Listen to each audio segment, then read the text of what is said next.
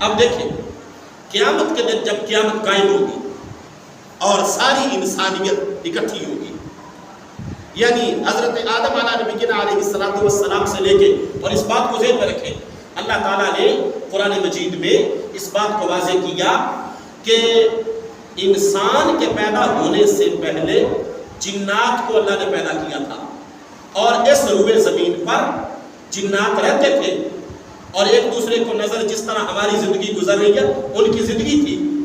اللہ تعالیٰ نے ان کو آزادی دی کہ تم اپنی مرضی سے مجھے راضی کر کے میرے سے بدلہ لے لو، میرے سے اجر پا جاؤ اور کامیاب ہو جاؤ۔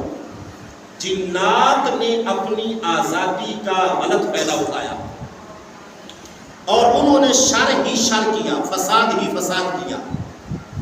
تو جس وقت جنات نے اپنی آزادی سے ناجائز فائدہ اٹھایا تو پھر رب ذوالجلال نے انسان کو پیدا کیا۔ بات سمجھ آ گئی؟ کس کو پیدا کیا؟ انسان۔ اور انسان کو پیدا کر کے رب ذوالجلال نے اس کو آزادی دی اور جنات کی کہانی انسان کے سامنے رکھی، اور جنات کی کہانی انسان کے سامنے رکھ کے بندے کو یہ کہا کہ تم اب یہ نہ کرنا، تمہیں مہلت ہے، تم یہ کام جو جنات نے کیے وہ نہ کرنا۔ اب جنات بھی آزاد، انسان بھی آزاد، جنات بھی خلیفہ، انسان بھی خلیفہ، جنات بھی نائب اور انسان بھی نائب۔ جنات نے آزادی کا غلط فائدہ اٹھایا اور انسان جو ہے اس کو رب نے موقع دیا کہ اب تم جنات کی کہانی سے سبق سیکھ کر اپنے آپ کو درست کر لو۔ یاد رکھیں جنات آگ کی پیداوار ہے تو اس میں فتنہ ہی فتنہ ہے، شر ہی شر ہے۔ جنات گناہ کر کے شرمندہ نہیں ہوتا، انسان کے اندر اللہ تعالیٰ نے یہ طاقت رکھی ہے اور انسان کے اندر استثنائی طور پہ یہ جذبہ رکھا ہے کہ انسان گناہ کرتا ہے پھر نادم ہو جاتا، شرمندہ ہو جاتا ہے۔ یہ جو ندامت والا شرمندگی والا ایک جذبہ ہے نا، یہ جنات کے اندر نہیں پایا جاتا۔ انسان جب شرمندہ ہوتا ہے رب ذوالجلال اپنے بندے کے سارے گناہوں کو معاف کر دیتا ہے۔ اچھا، یہ جو ندامت اور شرمندگی والا پہلو اور جذبہ انسان کے اندر ہے یہ کیوں ہے؟ اس لیے کہ انسان کی تخلیق مٹی کی ہے، انسان کی تخلیق اور جس وقت انسان کو پیدا کیا رب ذوالجلال نے ملائکہ، یہ بھی ایک مخلوق تھی اس وقت انسان کے پیدا ہونے سے پہلے، اور جنات بھی مخلوق تھی انسان کے پیدا ہونے سے پہلے۔ ان دونوں مخلوقوں کو اللہ تعالیٰ نے انسان کے سامنے جھکایا اور یہ کہا کہ اس انسان کو سجدہ کرو۔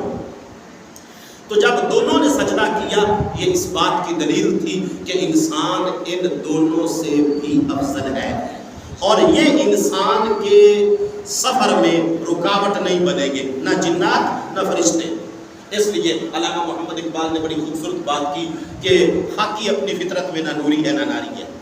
خاکی اپنی فطرت میں، اگر یہ اپنی فطرت میں کامیاب ہو جائے اللہ کے کہنے کے مطابق تو پھر یہ نور سے بھی آگے نکل جاتا ہے، فرشتوں سے بھی آگے نکل جاتا ہے، پھر فرشتے اس کے غلام بن جاتے ہیں اور فرشتے اس کے لیے دعا گو بن جاتے ہیں، پھر فرشتے انسان کی خدمت میں لگ جاتے ہیں۔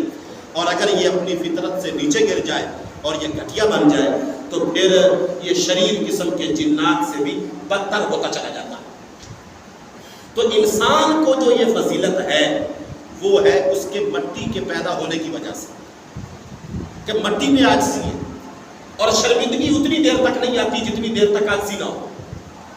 ندامت آتی اس وقت ہے جس وقت عاجزی بندے کے اندر آئے، اور جو آگ کی پیداوار ہے اس کے اندر عاجزی نہیں ہے، ندامت والا جذبہ نہیں ہے، شرمندہ ہونے والا، اپنے کیے پر شرمندہ ہونے والا جذبہ نہیں ہے۔ اس لیے انسان افضل ہے۔ انسان کیا ہے؟ تو رب ذوالجلال یہ چاہتا ہے، اللہ فرماتا ہے کہ میں احسن الخالقین ہوں۔ کیا ہوں؟ احسن الخالقین۔ احسن الخالقین کا مطلب کیا؟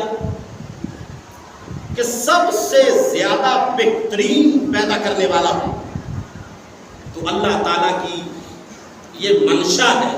اللہ تعالیٰ یہ چاہتا ہے اپنے بندے سے کہ میں احسن الخالقین ہوں، میرا بندہ احسن العمل ہوں. احسن بولو یار، احسن العمل، بہترین عمل کرنے والا ہوں، بہترین عمل کرنے. اور احسن الخالقین کا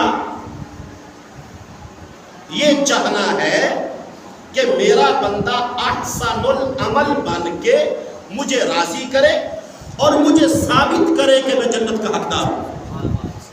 میرا بندہ مجھے ثابت کرے. تو رب ذوالجلال نے سارے رسولوں کو بھیج کر اور رب ذوالجلال نے ہدایت کی ساری باتیں بتا کر اور انسان کے سامنے جنت اور دوزخ دونوں چیزوں کو واضح کر کے اور انسان کے جتنے دشمن ہیں ان سارے دشمنوں کے بارے میں خبر دے کر ان کی نشانیاں بتا کر اس سے بھی بچنا ہے، اس سے بھی بچنا ہے، اس سے بھی بچنا ہے. اور جتنے فرائض کہ جن سے اللہ راضی ہو جاتا ہے سارے نبیوں کی زبانوں سے ان فرائض کو لوگوں کے سامنے بیان کروا کے اپنے نبیوں اور اپنے رسولوں کو بھیج کے اس کے بعد اللہ تعالیٰ نے قیامت کے دن کو قائم کرنے کا اعلان فرمایا اور بندے کو یہ بتا دیا کہ تیرے سامنے گلہ کرنے کے لیے میرے ساتھ شکوہ یا شکایت